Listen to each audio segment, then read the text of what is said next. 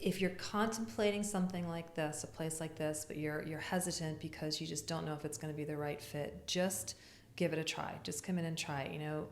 Making a change can be scary, but sometimes it's the best thing that you can do.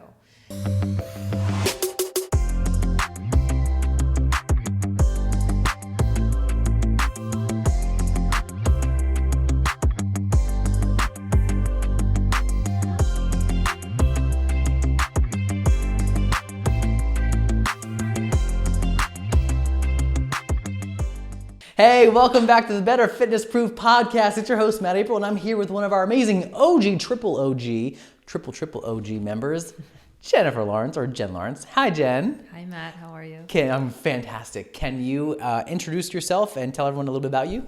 Sure. As Matt said, my name's Jen Laurence. I am a registered dietitian, and I have been a member here at BentOnBetter for 5 years? Yeah, for a long time. Yeah. So Matt and I met several years ago at the YMCA, and he started training me, and I've been with him ever since. So yeah, it's been a journey. Yeah, it's been a journey, and so let's. I want to take you back. So before we get into it, what would you say is one of your biggest wins in terms of your health, in terms of your fitness, in terms of your mindset, in terms of your anything? What's been one of your biggest wins of recent? I would say it was the personal challenge week. Coming in and doing that. In the past, there were weeks where I either couldn't get in due to schedule conflict, or maybe was a little intimidated by the concept of coming in and trying to push myself to, see what I could accomplish with some of those movements. And but then whenever I would come in, it would feel great. I would love it. So it was really interesting because the last time that you had one, I had some movements that I did better at, lifted more weights and hit like a new PR with, and then I had others that I didn't. But it didn't, like mentally or anything, it didn't affect me. I wasn't upset about it. It was just like, this is really interesting to me, like how my body responded. I guess it was, trying to remember, when was the prior one? July? Yeah. When you had one? Yeah.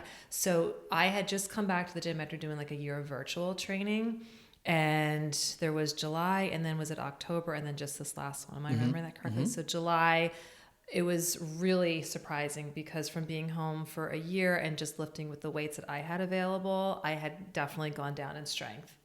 And then in October, I shot up. And so that was super motivating. So I thought, I'm going to come in this time. It's going to be amazing. And it wasn't. But when I thought about that week, I was like, I hadn't gotten really great sleep. I was a little kind of sore and achy when I came in, so I probably hadn't stretched all that well. So to me, it was just fascinating how my body responded, and I still counted it as a win because A, I showed up, and B, learned about things that I want to do for myself, set some new goals for myself. So yeah, I would say that kind of stands out to me. Yeah, that's big. Well, those are big wins, especially given that journey. And I think that's something we can dive into, is that your consistency. So yes, you've been here for over 5 years. It will be, well, I don't like to date the podcast, but we're coming up on like the 6th year, I believe. Yeah. Which is pretty freaking incredible. Yeah. So first of all, thank you. Yeah. Second, your journey is unique in that you had, I think when we first met, you had an injury, right? I did. You were actually meeting with me, having been recommended from, I think, PT to get started with a personal trainer, right? So if you take me back to the time right before we met, of like maybe even a little before that too. What was life like for Jen? Where were you? What did you do for a living? Yeah. And let's go from there. Well, in terms of fitness, what I did for years, I always included exercise in my life, always loved it. Did what I thought was an appropriate amount of strength training, but I would go, had a standard gym membership where you go, you swipe your card. I would put on my headphones and I would just do my routine. And that usually entailed about 30 minutes of cardio. And then I would toss around some weights, maybe do 2 sets, maybe 3 if I was feeling like really motivated. Didn't really have any particular plan with that or any routine. It was like whatever I felt like doing. Okay, maybe I'll do some leg machines one day and then do some dumbbells for my arms the next, but nothing specific. And I thought I was doing okay. And then I injured my shoulder, and had to go to physical therapy. And that was a rude awakening because the physical therapist, the one thing that I remember just so clearly, she tried to have me do some planks to strengthen my core. And at the time I'm like, well, what does this have to do with my shoulder? I don't understand. Could barely do a plank for 20 seconds. Hated every minute of it. Just couldn't do every it. second of the 20 seconds. Yeah, it was awful. She had me use TRX and I was terrible at it. Could not get my body in position. Just everything hurt. And I remember we were working with some kettlebells and she wanted me to simply just get in the position to grasp a kettlebell, not even lift it. And it was a 50-pound kettlebell. And she had to physically move it for me. I could not pick that kettlebell up. I just couldn't do anything with it. And so it became blatantly apparent to me that my core and my upper body was really weak. So went through physical therapy, recovered from my shoulder injury, or recovered to the fullest extent that I could. And I wanted to keep up the momentum of meeting with someone that could closely monitor me. I felt safe in physical therapy. I felt like, okay, I'm not going to re-injure myself. How can I continue this once physical therapy is done? So one of the physical therapists has recommended you, and that's when I reached out to you at the gym. And then you introduced me to things like resistance bands, which I had never ever used. And we did some TRX work and got more into those kettlebells, which I had always kind of seen them at the gym, but never, knew anything about them in terms of how to use them, felt intimidated by them. And so, yeah, it just kind of evolved from there and definitely made me realize the importance of building up, things like my traps and how that can support my shoulder and how my core can support my traps and all that and how it's all connected.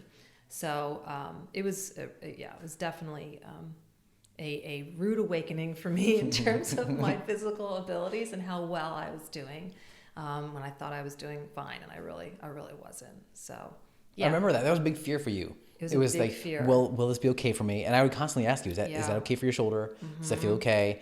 Mm-hmm. And I remember some of the cues like pull your shoulder down, pull your shoulder back, pinch your armpit. How much I would slouch. Yes. I would be so on target when I would be, doing our workouts and then the minute our workout was over, I would do this and you would have to correct me. Yeah. I mean, I still struggle with that to this day, I feel like it's awareness, your awareness of your body and what you're doing. And the stress and strain that could be putting on that muscle just by, and a simple correction, the impact that can have. So, yes. Yeah. And so now the fast forward button will go back again. The fast forward is you're doing things now. So you said that the physical therapist gave you a 50-pound kettlebell to just brace and get ready to lift, but not even lift, but she would move it for you. Yeah. Now, what are we talking about out there? What are you doing with your own things like moving things around and squatting and deadlifting? Yeah, all sorts of fun stuff. Like when we had the farmer holds, I had like the 88 pounds? 88 pounds? Yeah. I mean, in each hand? Yeah. Holy it's only for like a few seconds, but still for me, that's coming really far. That's like huge. At the gym that I used to go to, I wouldn't really ever lift beyond 15-pound dumbbells.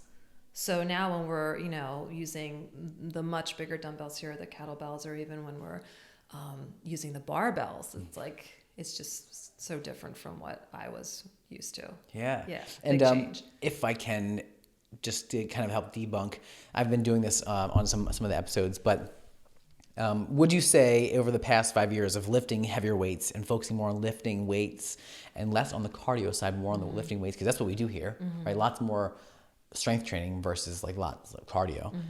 How bulky have you gotten? How big and bulky and muscular have you gotten? Well, it's funny you ask that because I remember when I first started working with you, I was like, I'm going to get ripped. I'm going to get jacked. And I was like, really, I just had this, incorrect assumption in my mind that we would work together for like 3 months and I would completely transform my body in that time and look totally different. And it's just, that's not how it works, So, no, I wouldn't say I've gotten bulky. Some things have changed, like I have muscles in areas I never did before. But it hasn't been this like huge, bulk up situation at all no. So you would say it's more of the fitting and slimming aspect versus the big and bulky from doing strength training. Muscle takes time to build. It's not just, you're not just going to bulk up in 2 weeks. It's just not, doesn't work that way. And you have to feed your muscles appropriately and hydrate appropriately and be consistent with your workouts. And yeah, no, I know everybody has that fear that they're just going to bulk, but no. And that's hard. Like is. I've said this in other episodes and in the BentOnBetter podcast with Nick, but over the past year, I started running more. Like I wanted to relate to people. I wanted to have a new goal to work towards, something that was way outside of my comfort zone. So I started doing training for these half marathons I did. Yeah. And so in a year's time of using the InBody, of tracking this, in a year's time, my composition and my weight barely changed. I lost 3 pounds, but those 3 pounds that I lost were muscle. I lost 3 pounds of muscle in a year from all of the running I was still prioritizing lifting weights. I was still prioritizing eating well and getting protein in, but I was not nearly as active as I had been when you knew me, when I did powerlifting and when I did things like that, where I was eating so much food actively to try to build and try to build. When your focus is set on a specific thing, you'll work toward that specific thing. So debunking that myth of women lifting weights makes you big and bulky. It's like, well, lifting weights can make anyone big and bulky if you're eating the way that would make you big and bulky. Yeah. If you're lifting huge amounts of weights, Right. if you're getting huge amounts of sleep, if you're getting all the different factors that most adults aren't necessarily getting or doing in that sense. Yeah, you have to lift really heavy and you have to be, right, like you said, eating. I mean, most of us are not necessarily eating in that huge surplus and lifting heavy simultaneously. We're not in that training mentality. So yeah, no, I mean, it's hasn't been like that at all for me. Good. Yeah, it's just been about the other side. It's been better. Yeah. It's about been getting a lot stronger. It's like subtle things. It's definitely more subtle things that I've noticed. Like, it might sound silly, but in the past, I was very. Look at your nails. Wait, your nails are so awesome. Oh my gosh, so cute. Yeah, that's so cute. Sparkle. Oh my god. Yeah. Gotta keep it fun. Yes, very fun. But yeah, in the past I would be like very klutzy. Like I don't get me wrong, I still have those days, but like it was all the time. It was a chronic problem, tripping, falling, whatever, just like off balance. And I started to notice when I was coming here, like that stuff wasn't happening as often. I just think from building up that core strength, back pain, I have a history of lots and lots of back pain. I was just telling Nick recently, I'm like, yeah, I mean, other than if I really push myself and overexert or don't stretch or something that I know exactly what I did, no, it's not a problem anymore. So it's things like that you see the improvements with. It's not, all of a sudden I got really big and bulky and, my clothes aren't fitting. It's not like that at all. Right. Yeah. Good. Well, I'm glad we can help debunk that together. So thank you for that. Sure. What would you say now, taking us back through that journey? So we were in this place where you had just finished up PT, you were looking for a personal trainer, we connected and we started working together for that few months where you said the goal was to like get ripped. I think you said something about like having like Michelle Obama arms maybe, or like something like you want to have like really defined arms in some way. Everyone wants that. Maybe I'm just mixing it all up with everyone else, but I'm pretty sure it was something along the lines of like, I really want really defined arms. To be ripped. Yeah. And so, I mean, those goals are wonderful and it's great things to aspire to have, but it takes a lot of time. Yeah, it does.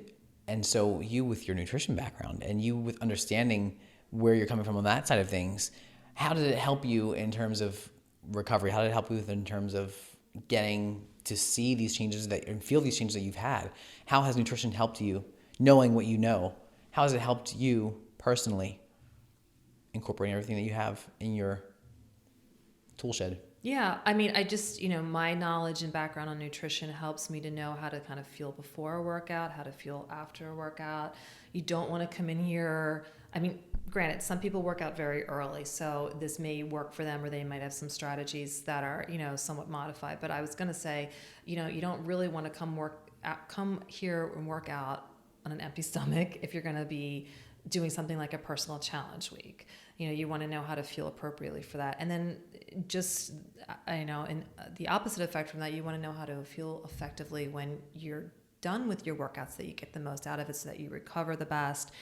So I feel like that's where my background has helped me in the sense to know what I can do to really benefit from what we're doing here in the gym. I mean, you don't want to spend all the time here and do all the work here just to then, not necessarily support it as soon as you leave. So that's been helpful and valuable. And I feel like that's helped my strength to improve too, because I'm doing the movements, but I'm also doing all the support surrounding that. Yes. To make sure that I maintain that. Yeah. So your journey with everything in life, I know it, and I want everyone to get an idea of how you've evolved yourself in terms of your career, and in terms of how you've changed your own lifestyle, your own habits, your own mindset. So walk me through that journey. Walk me through everything. So when we're taking it back to now 2016, I think, when we met. Yeah. And 2015, 16. And we were getting to know each other, and you were working a job. So walk me through all of it. Yeah. So dietetics is a second career for me. I worked at a financial company for several years, and then when my kids were born, I have twins, a son and a daughter. They're soon to turn 18 next week. Which is crazy to think. But anyway, so crazy. Yeah, I was very fortunate that when they were born, I was able to take time off and spend time at home with them, which is amazing, and wouldn't trade it for the world, and feel very blessed that I was able to do that. But during that time, I kind of had a lot of reflection on, what do I want to do with my life? Do I want to go back to my previous job? I mean, I missed working. I missed having a career. But I wasn't really fulfilled in my prior job for a lot of different reasons. So it was like, what do you really want to do with your life? And nutrition kind of came to me based on some of my personal health history and family history. So why I kind of pivoted and turned to that as a possibility for a career was when I was 28 years old, I was diagnosed with cervical cancer. And it was pretty shocking and traumatic to be that age and to be told that you have cancer. It came out of nowhere. I mean, I was perfectly healthy one minute, and then being given this diagnosis the next. And so, my first question was, how and why? And of course, there were no real answers for it, as the case in many of these situations are. So I kind of took a hard look at, what could I do to prevent something like this from ever happening again? And I started to look at my diet. And I mean, that's never a guarantee. Cancer does not discriminate. You can have the healthiest diet in the world and still be somebody who's diagnosed with cancer. But to me, it felt like if I can have a little bit of control over this situation and really kind of take a look at the foods that I'm putting into my body and potentially lower my risk, I'm going to do that. So I started kind of learning what I could about nutrition, changing my diet. About a year into that, my mother was diagnosed with ovarian cancer. Her story was very different than mine. I was fortunate I could have surgery to correct my cancer. I didn't have to go through subsequent therapy. She was not so fortunate.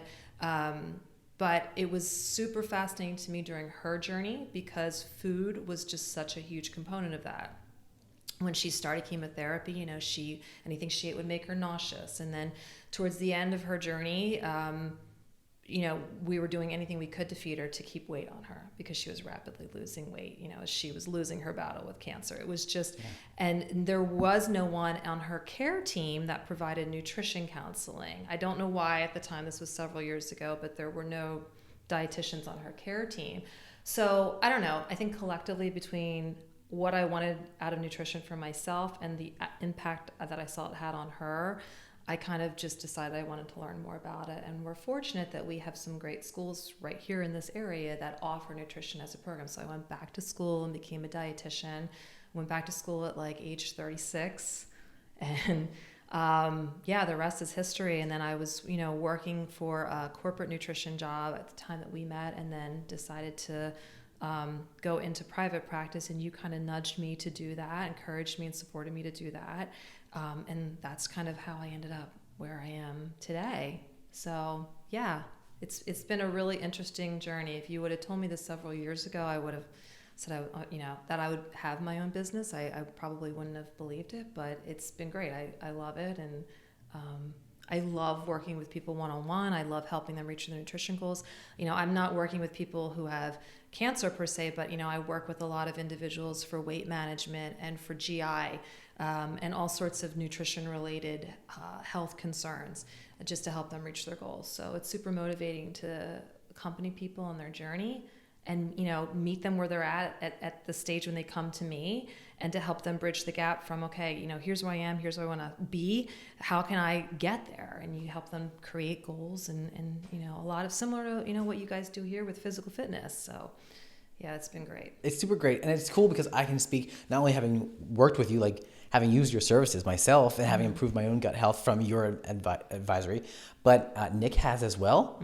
And I know tens of other members here have gone to you and still go to you and still work with you. And people who used to be here who had worked with you past, you've helped a lot of people, which is super great and inspiring. And it's why I was so excited that you would do this podcast with me, because your journey is unique in itself and your story, but yet how you tie it all together with nutrition, with that story with yourself with cervical cancer and your mom, like that's so, Jen, it's so powerful. Yeah, I mean, I don't know. It's just like I said, it felt like it gave me a little sense of control, and I think it can do that for other people too. It's amazing, food can make you feel your absolute best. It can make you feel your absolute worst, and it definitely can play a huge role in your overall health and wellness. So it's something that I just, it was always a little bit passionate about, but just became more and more passionate about. When I realized I can make a career out of it, I'm like, this is great. Because it's something I just love to do. Yeah. So can I put you on the spot and ask you some Sure. nutrition questions? Sure. Maybe we can get some good tips for people. Yeah. So for people who are watching and listening, I mean, everyone, I feel like I always have questions and I ping them off to you every once in a while, and you always get back to me so well. And I think I'm not going to say to everybody that you don't do that. Like, that's not a normal thing. You do it for me because it's like a special little thing. But for everyone else, like, it's a wonderful service that you provide to people that is specific to people. So I had GI issues. I was having some major GI issues, and I talked to you through some things, and you gave me some ideas and tips, and we broke down it, and it came out to being one of the biggest factors was I was eating way too many vegetables, like more than I should have been eating. I thought veggies were just the best thing ever. So I would eat lots of vegetables, and I was eating way too many. And then that mixed with you really, really gave me this aha moment. You looked at the couple of the supplements that I was taking, and it wasn't necessarily the supplement, it was the capsules in which the supplements were contained in. And it was the couple little tiny ingredients of those supplements that were really affecting me. And so you advised me to take the time off from those things, to swap out a couple of other options, and I did, and it was a world of difference. It was huge. Wow. And so having learned that now and understanding now, you can have too much of a good thing. You can have too much, like vegetables in my case. You can have too much of a good thing. It's rare when it's vegetables. Yeah, right. That is very rare. Right, I know. But it can happen, and if there's specific types of vegetables that are, there's foods out there that are gas producers and bloat producers, and definitely, sometimes like we want enough fiber in our diet, but sometimes too much fiber is a bad thing. So everybody has different thresholds, and sometimes it's a matter of looking at a person's diet, which I do with everyone, and just, with the magnifying glass, not, sometimes people have the preconceived notion that dietitians are like the food police. Let's break that down. And they judge. No, it's not like that. It's like you put a nutritional lens on to say, okay, if Matt's presenting with the following issues, what potentially in his diet could be causing that? And we want to rule all these things out. And that's what we look at: ingredients in food labels and quantities of certain things and how you're combining foods. That was huge. Yeah, things like that. Yeah.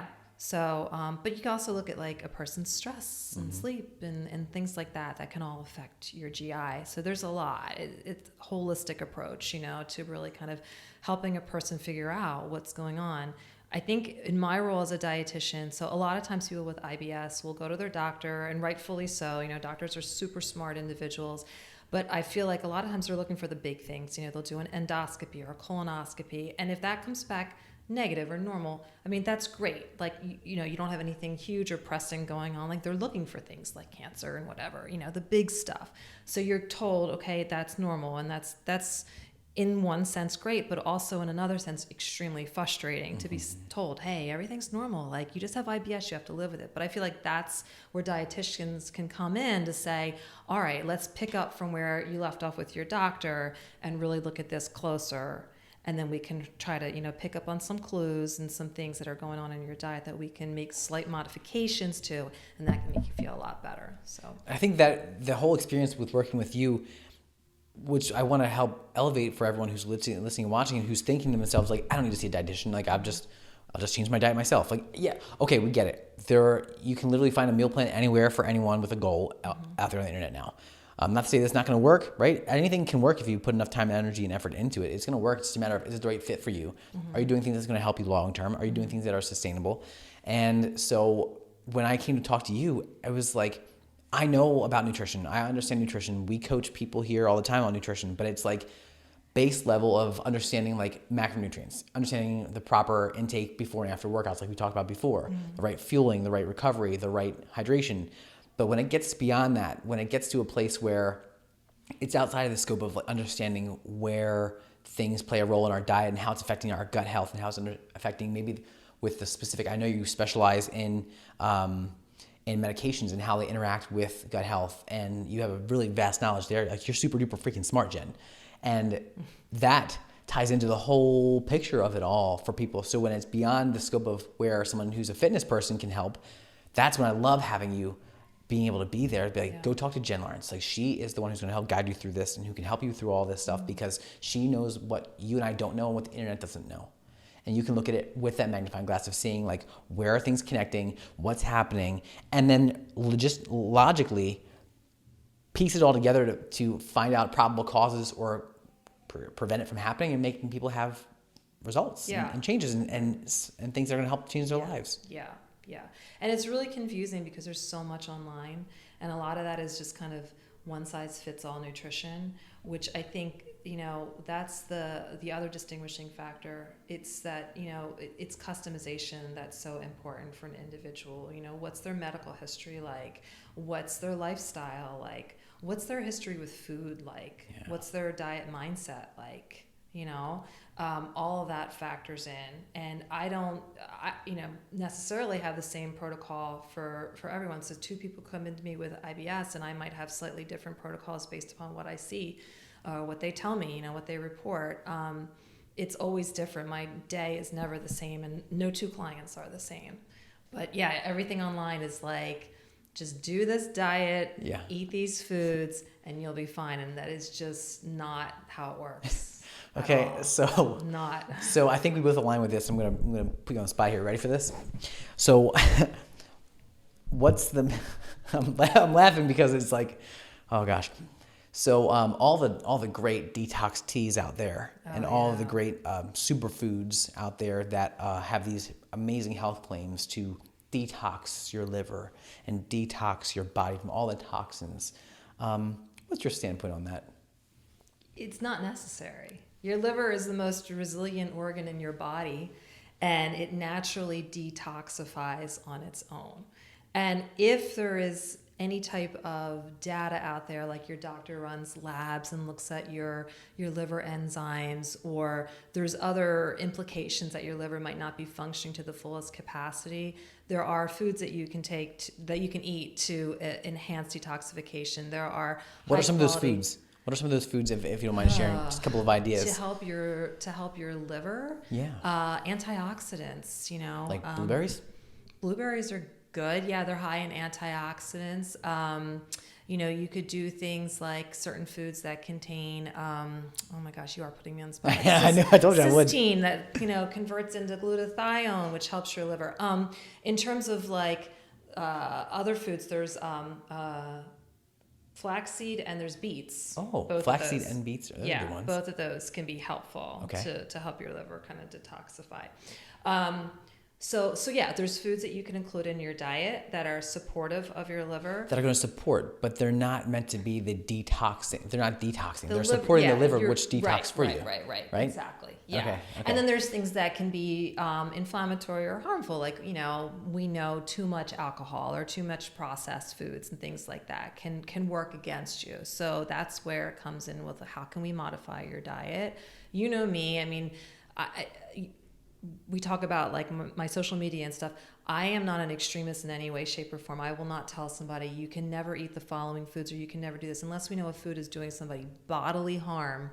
Like the example I always use is somebody's been diagnosed with celiac and they do not want to give up gluten. Okay, that can make you really, really sick. That can really, really hurt you. Mm-hmm. So that is something we have to modify.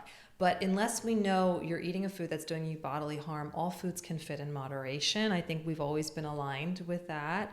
But we know that certain foods can cause inflammatory conditions more than others. And so it's like, how can we creatively modify that? How can we strike that balance? That word balance is, I use it in my business because I am such a firm believer in What's the name of your business? Right Balance Nutrition, Right Balance Integrative Nutrition. Yeah, because I'm such a firm believer in it. You have to strike a balance where you feel like I'm eating mindfully and I'm eating in a way that's supporting my goals, but I'm not putting harsh rules on myself and overly restricting myself and constantly telling myself no with foods, because that never works mentally.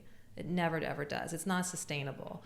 So yeah, if it's something where you're concerned about detoxifying, it's like, well, how can we get all these healthy antioxidants in your diet, still allow you to have some fun foods in moderation, but, create that balance of, this is a way I can eat that feels great and helps me reach my goals and helps my body feel its best and function its best, and I get the most out of it.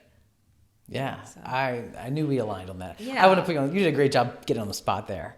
Well, but I think that's one thing that I've always admired about you, and we align with a lot of things in terms of nutrition, but specifically that you're very agnostic in your approach to nutrition. Mm-hmm. It's not a one size fits all. Mm-hmm. It's not a one thing and that's the only way to do it. Mm-hmm. It's let's look at the individual. Mm-hmm. Let's see what the individual has going on, what complications or challenges or struggles they're having or pains they're dealing with, and then how can we make sure that they're getting out of pain, away from the struggle, away from the complications, and improve their life just a little bit. Right.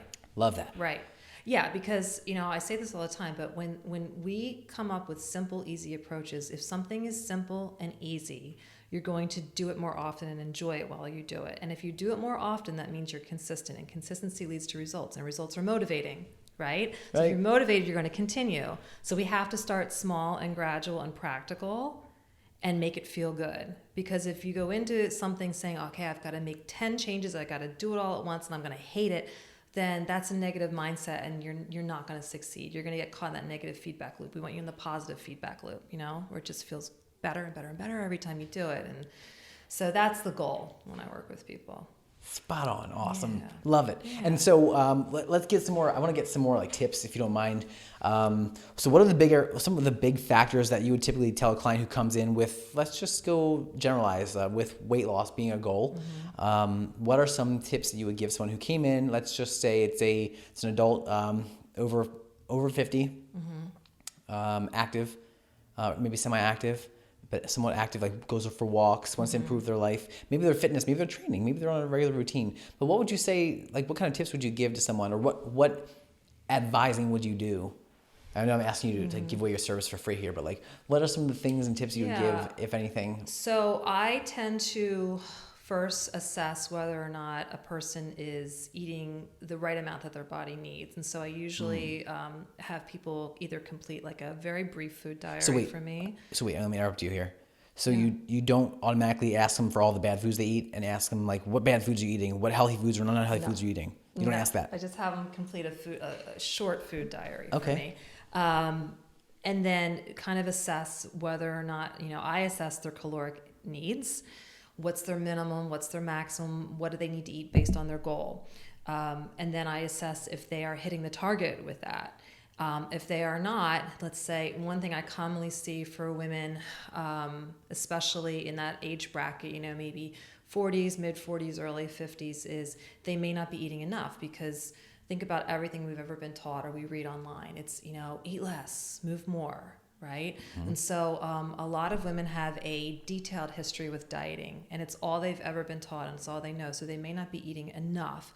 And if they are not seeing results with their weight, that could be a big reason why, which sounds counterintuitive to everything we're taught, but underfueling is going to slow you down metabolically. Then you're already in an age bracket where metabolism is slowing. So, that's the first thing I do is, are they hitting the target with their caloric goals? Are they, maybe they're over, maybe they're under, but let's just see where they're at with that. And then, are their meals balanced? And by balanced, I mean, are they getting some protein? Are they getting, the best, most nutritionally dense carbohydrates in their diet? Are they getting enough fiber? Fruits, vegetables, whole grains, beans, legumes, those types. Yeah. Potatoes? Potatoes, yeah, starchy vegetables. So that's one. No, I feel like I missed one. Fruits, grains, whole grains, beans, legumes. Yeah, they're my top those are four. great. Yeah, those are Yeah, great. yeah, yeah. So are they getting, enough fiber in their diet? Are they getting healthy fats in their diet so they walk away from a meal feeling full and satiated versus hungry in 2 hours or hungry in an hour and things like that? Are they balancing their blood sugars? So that's kind of where I start.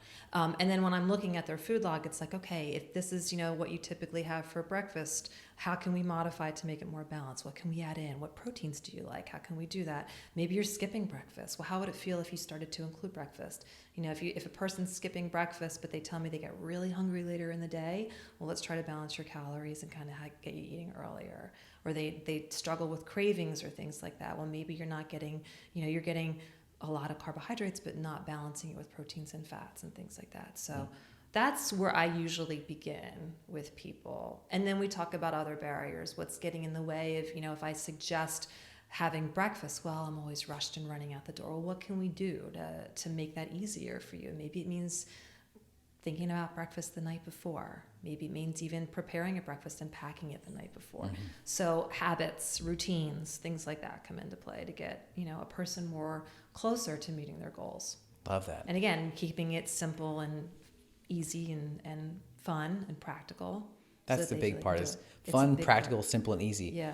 That's the only way that I've seen people have success. And the same thing with fitness and same thing with everything else we do is consistency will always win over intensity. Right. You've heard me say it before, and it's something that I will always repeat because it's so true. Yeah.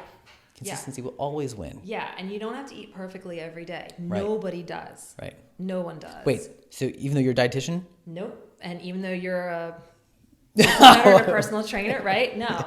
Nobody eats perfectly every day, but that's okay. You don't have to. Even if you're like, okay, I'm able to cook dinner at home and plan that 3 nights a week, that's great. Start there.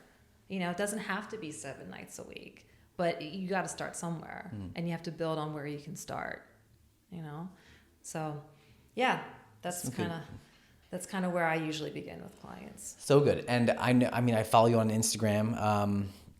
Your Instagram, your social media in itself has really leveled up, and it's wonderful seeing I know that you have, you have to respect because you're in the medical field, you have to respect the privacy of your clients and people. But I know that you've had a lot of people see a lot of success, especially recently. You've had clients of yours hit some significant weight loss goals, which is incredible. And that I believe in less weight loss, more fat loss, more composition. But I know that you do offer different levels of your service where you can provide more than just the nutrition. So what other parts of your services do you have that help make sure that your clients are seeing success? You mean like the programs that I offer? Sure. Yeah. So I have a 12-week program that I'm currently offering for clients where it's really a high level of check-ins and accountability and support for people who really feel like they need it. That's what people need to be, though. It's the consistency of the check-ins. When you're starting to create a new diet, a new lifestyle, a new program, you have to have that consistency built in. And sometimes when we set our minds to something and we start doing that one thing, we think we'll stay consistent, but we end up falling off or regressing into our old ways or old habits. So having a program like that where it's a higher level, where you're working individually with people and you're helping people, coach them through this 12-week journey, that's where people need to be. Yeah. It's been fun. It's been great, and the clients who have participated and enrolled in that, it's been wonderful. There's a group component to that, so. For the people who are enrolled, I usually try to keep it like under 10 people. We'll do group calls once a month. And that's been a really nice additional level of support we've added in. So they get their one-on-ones with me, they get check-ins, they get the group calls. So it's just a community that I'm trying to create and support for one another. So sometimes it's very comforting to know, when you're struggling with something, there's other people who are struggling with it too. It's also a nice platform or environment to celebrate wins if somebody's doing really well and they just, want to share that. It can inspire and motivate others. So yeah, just trying to create that sense of connection and community and support for the participants who choose to partake in that program. Yes. Yeah. And so bring it back to your story as we have kind of gone around, because I think this is a really good one. We've got a lot of good good knowledge and good information out here. With your own journey, your own story, you had said earlier that you held farmer care. You held 88-pound kettlebells. Mm-hmm. So let's highlight what that means for you. So before, when you're unable to move just a 50-pound kettlebell on the floor, move it. Mm-hmm. There's a great amount of core strength, but also stability that's required in that. Mm-hmm. And for you to be able to not only pick up one, but two 88-pound kettlebells, that one is a lot of strength that's required to recruit all those muscles to do that, but then also a lot of stability that's required to be able to sustain holding that for more than just a split second, because you did it for multiple seconds, however long you got to do it. How long do you remember how long it was? It was, so the first time I did that, it was 30 seconds, and it was my goal to beat that time this time, so I think it was like 33 or something. Nice! That's awesome. As long as I get past 30, I'm so happy. That's awesome. That's a big win. That's a big win. Just a little bit. I was happy with it. Yeah. Just a little bit every single time is how we make these long-term big changes for us. So I want to highlight that because, again, your journey having gone from a place where you came out of physical, like you did cardio, did some strength training. Mm-hmm. I do air quotes there for that, strength training. Right. You did all these different things in your journey, and it wasn't bad, but it wasn't getting you the kind of changes you needed to have and the kind of progress you needed to have. Mm-hmm. So recentering, even with all of your knowledge in nutrition, recentering yourself and giving yourself the opportunity to go outside of your comfort zone, right? Mm-hmm. Because you had to work with me and do things that you weren't comfortable with doing and that you had never done before, and equipment you never used before. You did that. Group classes, no, I would have never done that before. Yeah. I would have been a person saying, I don't like group classes. I just go in and do my own thing. And now I can't even imagine going back to that. Right? Yeah. Like this small group setting is perfect because you have people around you who support you. Yeah. You have people around you who can motivate you, and you can see what people are doing and feel inspired and not urged or pressured to have to do anything or perform a certain way. Mm-hmm. You can just be here and be a part of the community and support in that way. Yeah, absolutely. But your journey to, man, I'm going to be really honest. My brain is all over the place because my brain is so foggy right now. So your journey with where you've been to where you are now is inspiring, but it's also unique to you, where your physical build hasn't changed a whole lot, right? However, you have seen progress in terms of what you're capable of doing. And then it also in return has gotten you out of pain. Right. And has gotten you in a place where you can confidently show up and can confidently do things. Right, absolutely. And you spent all that time virtual and then came back. Yeah. So, but that was consistency. No matter what, it was consistency. So you kept working, kept showing up consistently, even though it was at a different caliber. It was consistent. And so I think the whole summary of this entire podcast is consistency. Consistency is king. Yeah, it really is. Really, really is. Yeah. And I have times when like my goal is to get in here 4 days a week, and there's definitely times in my schedule that prevents me from doing, but it's like, all right, I'm just going to get in 3 days. I'm not going to give up. I'm not going to get frustrated. I'm not going to quit. It's just come in 3 days, and that's what I can do. And then when I can get back to 4, I get back to 4. But you don't want to just stop. You know, I don't want to lose what I've gained in terms of that strength and that progress. So, you know, it's just, I think mindset is really important when it comes to that. Don't let go of the goal, just modify it a little bit to fit your life at that moment. That's solid. So, so good. Okay. I'm going to do a little commercial. Okay. In the meantime, I want you to think about what you would say to maybe someone who's in a similar situation that you were in one day or at one point in time, or maybe to someone who would fit the profile of someone you'd work with, whoever. But I want you to think of speaking to someone directly, maybe someone who aligns with what your experience has been. And this is the only chance you have to speak to that one person. So you got to say everything you've got to say that one person what you would say, okay? Like the elevator speech. Okay. But this is a long elevator ride. Okay. Because it's the only elevator ride they'll ever have. Okay. Got it? Okay. All right. So in the meantime, if you're hanging out with us on YouTube, hey, make sure you click that subscribe button and give us a thumbs up, because you're here and you made it this far, and it would be extremely helpful, and we would be grateful to have that support. But comment below in the comment section with what you've been going through. What kind of journeys have you been going through? How's your nutrition? Give us your biggest tips. I want to hear about it in the comment section. And then if you're listening to this on any podcast platform, make sure you listen to it all the way, and then give us the 5-star rating, because, well, why not? You're here and it's a great podcast and we deserve it. So go ahead and give us a 5-star rating. And while you're at it, just go over to BentOnBetter.com. And if you have any other questions, If you have things you're working toward, whether it's your fitness, your health, your mindset, anything, connect with us. You can go to BentOnBetter.com and connect with us, and I'll reach out to you usually within 24 business hours. So with that, I'm going to swing it back over to Jen. And Jen's going to give me the one-time only elevator pitch speech to the person who it needs to hear from you of what they need to do to change their life. Yeah, I would say if you're contemplating something like this, a place like this, but you're hesitant because you just don't know if it's going to be the right fit, just give it a try. Just come in and try it. Making a change can be scary, but sometimes it's the best thing that you can do. And you won't know unless you try. But in terms of this program and this place, what it can do for you is, it can relieve pain. It can improve strength and longevity.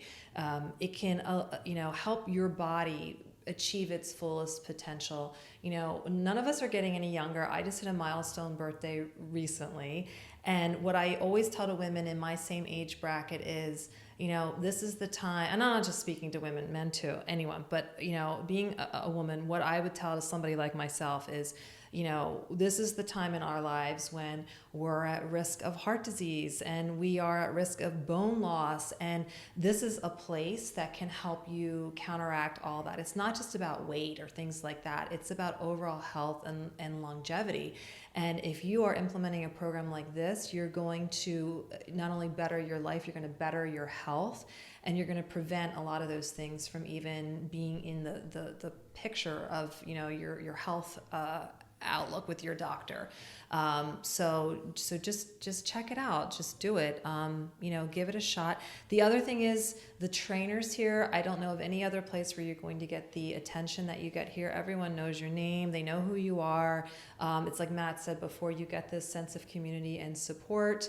And I've never experienced that in a gym before. I love that I can tap into the knowledge of any of the trainers here. They know me. They know my strengths. They know my limitations. If I'm having an issue with not only like a shoulder injury, but a knee or a foot, they know what to do to help me.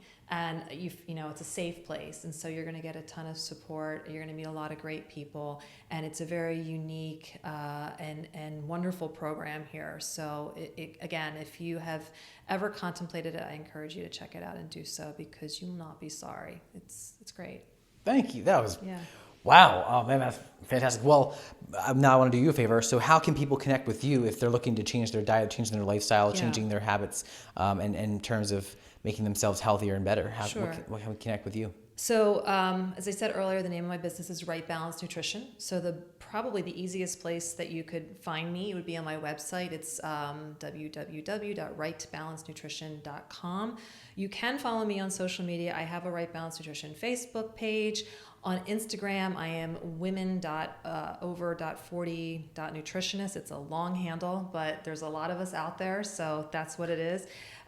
You can follow me on Instagram, get to know me there if you want to, but my website is the best place. You can get my contact information there. You can always reach out to me. I offer free 30-minute calls to anybody who You offer free 30-minute phone calls to anybody who's wanting to know more about my services and what I offer, or how nutrition could help them. I take insurance in my practice, which is a big win if you're local. I do take most major insurance companies. So just contact me if you want more information, if you want to know if your insurance plan covers nutrition or what services I can offer you. Go to my website. You can message me there, reach out to me, and I'm happy to talk to you further. I think it's important to mention here, at the time of this recording, that service is free. We don't know if it's going to go up. It might very go up in price. I don't know how you want to operate, but I know that with the service that you provide, having something like that offered for free is wow. Yeah. And I'm sure that's something that you should be charging for. Not much is free. For sure. Yeah. So that's a big deal. So if you're watching this and you're thinking to yourself, I need to get my nutrition in check. I need to get my life in check. I need to improve my health, my diet, whatever it might be. And it's more than just fitness.